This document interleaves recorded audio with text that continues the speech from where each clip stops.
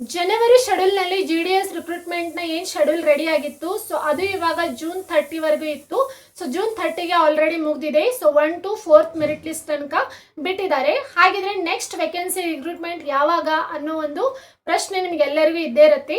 ಅದಕ್ಕೂ ಮುಂಚೆ ಯಾರು ಈ ಶೆಡ್ಯೂಲ್ನಲ್ಲಿ ಸೆಲೆಕ್ಟ್ ಆಗಿದ್ದೀರಾ, ಹಾಗೆಯೇ ಯಾರು ಈ ಶೆಡ್ಯೂಲ್ನಲ್ಲಿ ಸೆಲೆಕ್ಟ್ ಆಗಿಲ್ಲ, ಸೊ ಅವರೆಲ್ಲರೂ ಕೂಡ ಈ ಒಂದು ವಿಡಿಯೋನ ನೋಡಲೇಬೇಕು. ಯಾಕಂತ ಅಂದರೆ GDSನವರು ಅವರ ಒಂದು ಆಫಿಷಿಯಲ್ ವೆಬ್ಸೈಟ್ನಲ್ಲಿ ಒಂದು ನೋಟಿಸನ್ನು ಬಿಟ್ಟಿದ್ದಾರೆ ಫ್ರೆಂಡ್ಸ್.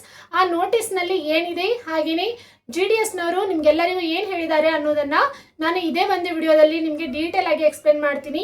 ಇವಾಗ ನಾನು ಸ್ಕ್ರೀನ್ ರೆಕಾರ್ಡರನ್ನು ಆನ್ ಮಾಡ್ತಾ ಇದ್ದೀನಿ. ವಿಡಿಯೋನ ಕೊನೆವರೆಗೂ ನೋಡಿ, ಮತ್ತೆ ವಿಡಿಯೋದಲ್ಲಿ ಏನೇ ಡೌಟ್ ಇದ್ರೂ ಕೂಡ ಪ್ರಶ್ನೆಗಳನ್ನ ಕೇಳಿ ಫ್ರೆಂಡ್ಸ್. ಸೊ ಫ್ರೆಂಡ್ಸ್, ನಾನಿವಾಗ ನಾನು ಸ್ಕ್ರೀನ್ ರೆಕಾರ್ಡರನ್ನು ಇಲ್ಲಿ ಆನ್ ಮಾಡ್ತಾ ಇದ್ದೀನಿ. ನೀವು ನೋಡ್ತಾ ಇರ್ಬೋದು, ಇಲ್ಲಿ ಗೂಗಲ್ನಲ್ಲಿ GDS ಅಂತ ಸರ್ಚ್ ಮಾಡಿ.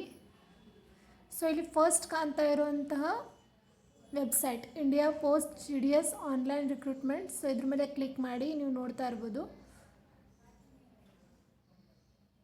ಅದಾದ ನಂತರ ನೋಡಿ, ಇಲ್ಲಿ ಕೆಳಗಡೆ ಒಂದು ನೋಟಿಸ್ ಬಂದಿದೆ. ಇದು ಬಂದು ಇವಾಗ ಒಂದು ವಾರನೇ ಆಗಿದೆ. ಸೊ ಇಲ್ಲಿ ಇಂಪಾರ್ಟೆಂಟ್ ಆಗಿರುವಂಥ ಸೆಕ್ಯೂರಿಟಿ ನೋಟಿಸನ್ನು ಕಳಿಸಿದ್ದಾರೆ. ಇದು GDS ವೆಬ್ಸೈಟ್ನಿಂದನೇ ಇರುವಂಥ ನೋಟಿಸ್. ಸೊ ಈ ನೋಟಿಸ್ನಲ್ಲಿ ಏನಿದೆ ಅಂತ ಮೊದಲು ನೋಡೋಣ.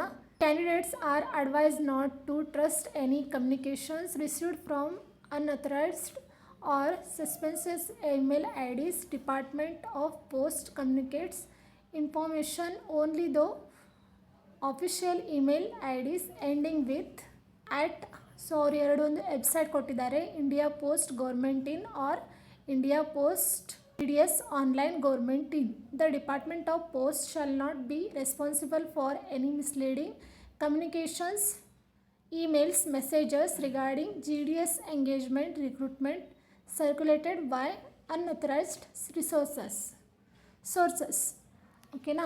ಸೊ ನೋಡಿ, ಈ ಒಂದು ಮೆಸೇಜನ್ನು ಅವರು ಕೊಟ್ಟಿದ್ದಾರೆ. ಯಾಕಂತ ಅಂದರೆ ಇವಾಗ ಜನವರಿ ಶೆಡ್ಯೂಲ್ ಏನಿತ್ತು 28,740 ಪೋಸ್ಟ್ಗಳಿಗೆ GDSನಲ್ಲಿ ರಿಕ್ರೂಟ್ಮೆಂಟನ್ನು ಮಾಡಿದರು. ಸೊ ಆ ರಿಕ್ರೂಟ್ಮೆಂಟ್ನಲ್ಲಿ ಈಗಾಗಲೇ 4 ಮೆರಿಟ್ ಲಿಸ್ಟ್ ತನಕ ಬಿಟ್ಟಿದ್ದಾರೆ. ಸೊ 4th ಮೆರಿಟ್ ಲಿಸ್ಟ್ ತನಕ ಬಿಟ್ಟು ಇವಾಗ 5th ಮೆರಿಟ್ ಲಿಸ್ಟ್ ಬರುತ್ತಾ ಅಲ್ವಾ ಅನ್ನೋ ಪ್ರಶ್ನೆ ನಿಮಗೆಲ್ಲರಿಗೂ ಇದ್ದೇ ಇರುತ್ತೆ. ಬಟ್ 50-50 ಅಂತ ಹೇಳ್ಬೋದು. ಹೌದು, ಸೊ GDSನವ್ರದ್ದು ಹೇಳಲಿಕ್ಕೆ ಬರೋದಿಲ್ಲ. ಒಂದು ವೇಳೆ 4th ಮೆರಿಟ್ ಲಿಸ್ಟ್ನಲ್ಲಿ ರಿಜೆಕ್ಟೆಡ್ ಆಗಿದ್ದರೆ ಸ್ಟೂಡೆಂಟ್ಸ್, ಸೊ ಆವಾಗ ನಿಮಗೆ ಚಾನ್ಸ್ ಇರುತ್ತೆ 5th ಮೆರಿಟ್ ಲಿಸ್ಟ್ನಲ್ಲಿ.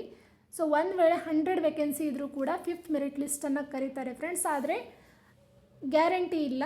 ಸೊ ಯಾಕಂತ ಅಂದರೆ ಜೂನ್ 30ಗೆ ಜನವರಿ ಶೆಡ್ಯೂಲ್ ಮುಗಿದಿದೆ. ಹಾಗಾಗಿನೇ ಅವರು ಇವಾಗ ನಿಮಗೆ ಇಲ್ಲಿ ಒಂದು ಮೆಸೇಜನ್ನು ಕೊಟ್ಟಿದ್ದಾರೆ. ನ್ಯೂಸ್ನಲ್ಲಿ ಅವ್ರು ಹೇಳ್ತಾ ಇರೋದು ನೋಡಿ, add India post government in ಅಥವಾ add India post GDS online. So ಈ 2 ಡೊಮೈನ್ನಿಂದ ನಿಮ್ಗೆ ಏನಾದರೂ ಮೆಸೇಜ್ ಬಂದರೆ ಮಾತ್ರ ನೀವು ರಿಪ್ಲೈ ಕೊಡಬೇಕು. ಹಾಗೆಯೇ ನೀವು ಅಲ್ಲಿ ಹೋಗಿ ನಿಮ್ಮ ಒಂದು ಡಾಕ್ಯುಮೆಂಟ್ ಆಗಲಿ ಅಥವಾ ಅವ್ರು ಕೇಳಿರೋಂತಹ ಇನ್ಫಾರ್ಮೇಷನ್ನ ನೀವು ಸಬ್ಮಿಟ್ ಮಾಡಬೇಕಾಗತ್ತೆ. ಬೇರೆ ವೆಬ್ಸೈಟ್ನಿಂದ ನಿಮಗೇನಾದರೂ ಮೆಸೇಜ್ ಬಂದಿದ್ದರೆ, ನೀವು ಸೆಲೆಕ್ಟ್ ಆಗಿದ್ದೀರಾ ಅಂತ ನಿಮ್ಗೆ ಯಾರಾದರೂ ಮೆಸೇಜ್ ಎಲ್ಲ ಮಾಡಿದರೆ ನೀವು ಅದಕ್ಕೆ ರಿಪ್ಲೈ ಕೂಡ ಕೊಡಬಾರ್ದು. ಹಾಗೆಯೇ ಯಾವುದೇ ಥರದ OTPಗಳನ್ನು ಕೂಡ ನೀವು ನೀಡಬಾರ್ದು. ಒಂದು ವೇಳೆ ನೀಡಿದರೆ GDS ಇದಕ್ಕೆ ರೆಸ್ಪಾನ್ಸಿಬಲ್ ಇಲ್ಲ ಅಂತ ಈ ಮೆಸೇಜ್ನಲ್ಲಿ ಕೊಟ್ಟಿದ್ದಾರೆ ಫ್ರೆಂಡ್ಸ್.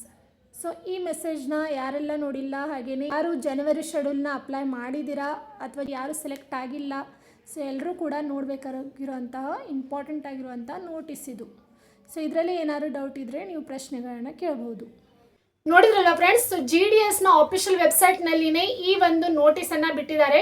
ಹಾಗಾಗಿನೇ ಯಾರೇ ನಿಮಗೆ ಯಾವುದೇ ಒಂದು ವೆಬ್ಸೈಟ್ನಿಂದ ನೀವು ಸೆಲೆಕ್ಟ್ ಆಗಿದ್ದೀರಾ ಅಂತ ಹೇಳಿ ಮೆಸೇಜ್ ಮಾಡಿದರೂ ಕೂಡ ರಿಪ್ಲೈ ಮಾಡಲಿಕ್ಕೆ ಹೋಗಬೇಡಿ. ಯಾಕಂತ ಅಂದರೆ ಜೂನ್ 30ಗೆ ಜನವರಿ ಶೆಡ್ಯೂಲ್ ಅನ್ನೋದು ಮುಗ್ದಿದೆ ಫ್ರೆಂಡ್ಸ್. ಇವಾಗ 1 to 4th ಮೆರಿಟ್ ಲಿಸ್ಟ್ ತನಕ ಮಾತ್ರನೇ ಬಿಟ್ಟಿದ್ದಾರೆ.